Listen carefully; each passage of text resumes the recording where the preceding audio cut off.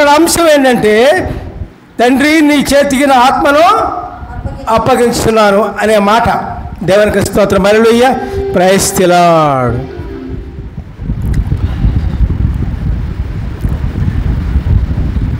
ఆత్మ ఎక్కడి నుంచి వచ్చిందండి? అందరిలో ఆత్మ ఉంది కదా.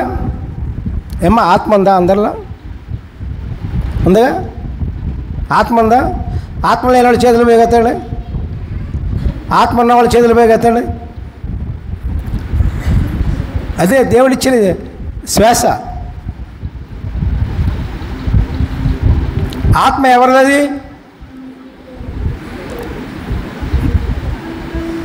మనం సొంతగా సృష్టించుకున్నామా? మనం ఎక్కడి నుంచి తీసుకుని ఆత్మను మనం పెట్టుకున్నామా? అది ఆత్మ ఎవరిది? అది ఎవరి సొంతం? ఒక వస్తువు ఉందనుకోండి, మీరు కొనుక్కున్నారు. కొనుక్కుంటే అది మీకు ఏమవుతుంది? మీ సొంతం అవుతుంది. అంతే కదా, అవునా? అట్లాగే ఆత్మ ఎవరిది? మీలో ఉన్న ఆత్మ, మనలో ఉన్న ఆత్మ ఎవరిది? అది దేవునిది బిళ్ళారా, అది మీది కాదు బిళ్ళారా. ఆత్మ మీద మీకు హక్కు లేదు, దేవునికి మాత్రమే హక్కు బిళ్ళారా. దేవునికి స్తోత్రం.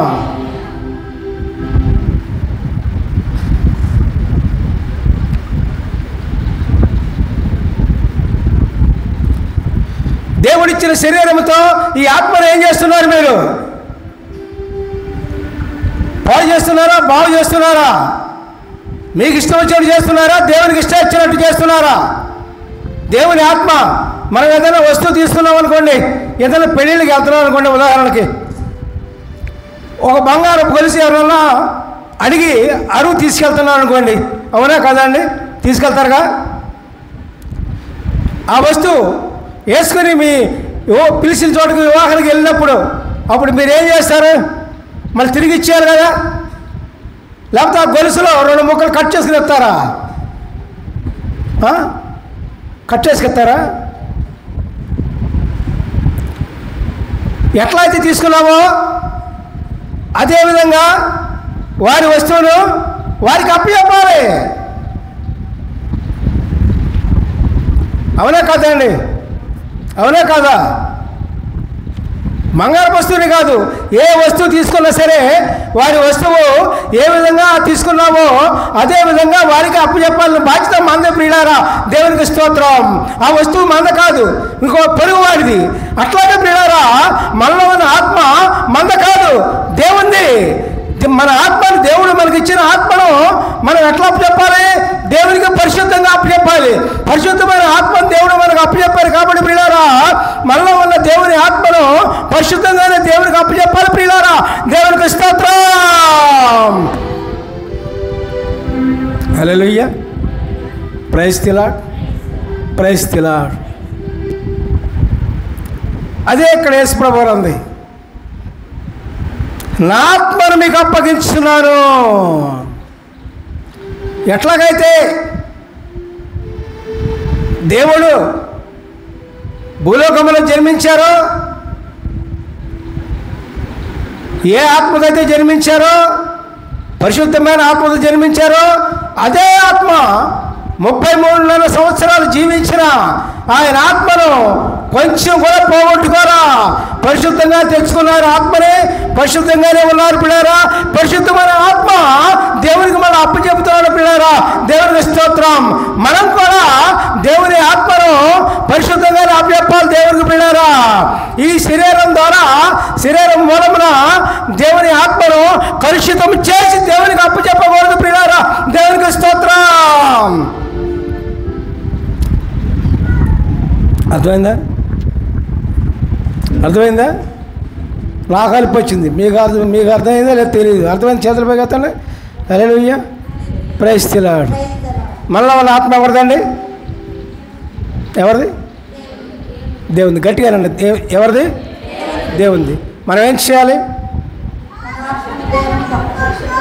పరిశుద్ధంగా అయితే, పరిశుద్ధమైన ఆత్మ దేవుడు మనకి ఇచ్చారు కాబట్టి, మనకి ఏ విధంగా అయితే ఇచ్చారో మనము దేవునికి పరిశుద్ధంగానే చివరికి మనం వెళ్ళేటప్పుడు పరిశుద్ధంగానే అప్పచెప్పాలి ప్రియులారా.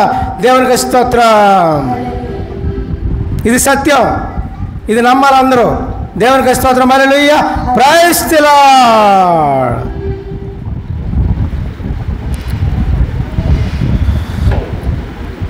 అందుకనే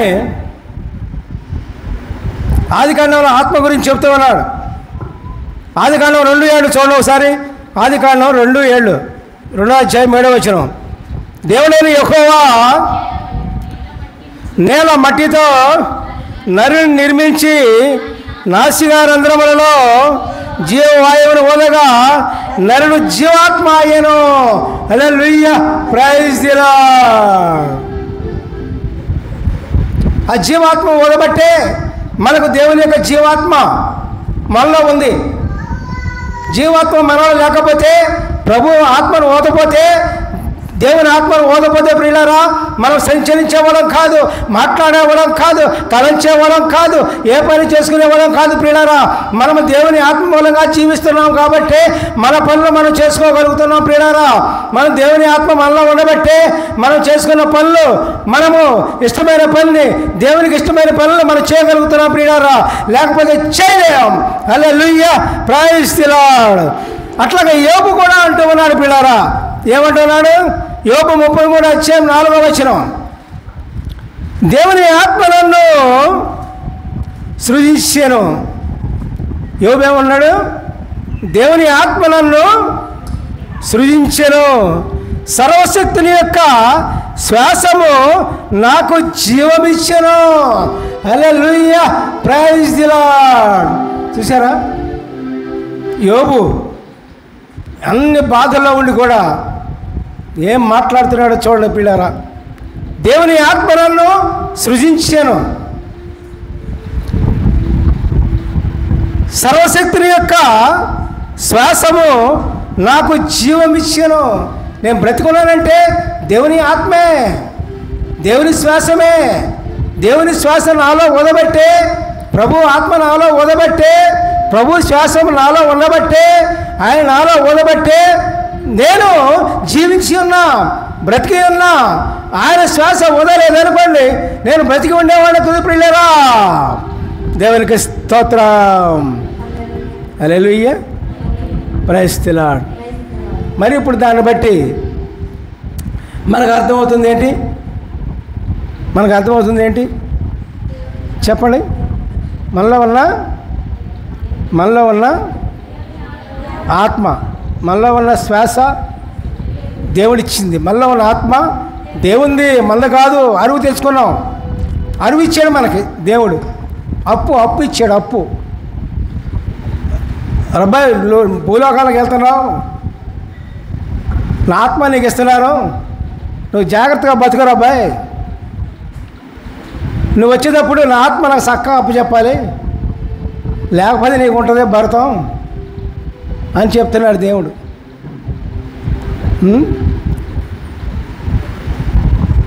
దేవుని ఆత్మ చెడగొట్టుకుంటున్నారా? అవును అమ్మగారులు, దేవుని ఆత్మని చెడగొట్టుకున్నారా?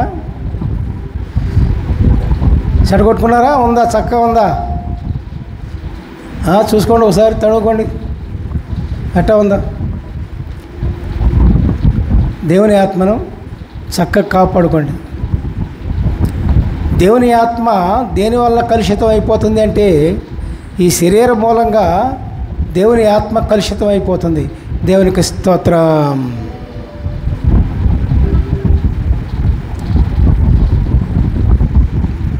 దేవుని ఆత్మ కలుషితం కాకుండా ఉండాలంటే మన శరీరాన్ని కంట్రోల్లో పెట్టుకోవాలి, శరీరాన్ని అదుపులో పెట్టుకోవాలి. శరీరానికి ఇష్టం వచ్చిన కోరికలు కోరితే ఒకటి డిప్పమ్మని కొట్టాలి శరీరాన్ని. ఆగో ఆయన కొట్టే దేవుని ఆత్మే. జాగ్రత్త. మానవునికి దేవుడు కొన్ని విధులు విధించాడు, కొన్ని నియమాలు నిబంధనలు విధించాడు. ఆ నియమాలు నిబంధనల ప్రకారం మనం జీవించాలి పిల్లారా. భార్య భర్తలు ఉన్నారు, భర్త భార్య అంది ఎట్లా ఉండాలి, భర్త భార్య అంది ఎట్లా ఉండాలి, పిల్లల తల్లిదండ్రులు ఎట్లా ఉండాలి, తల్లిదండ్రులు పిల్లల అంది ఎట్లా ఉండాలి, వీళ్ళందరూ దేవుని అంది ఎట్లా ఉండాలి, ఆయన నియమాన్ని మనకు దేవుడు ఇచ్చారు. అది దేవుని ఆత్మే మనకి చెప్తుంది. ఆ విధంగా దేవునికి వ్యతిరేకంగా చేసి, దేవునికి విరుద్ధంగా చేసి దేవుని ఆత్మను కలుషితం చేయకూడదు పిల్లారా. కలుషితం చేస్తే మన జీవితం కూడా కలుషితం అయిపోతుంది.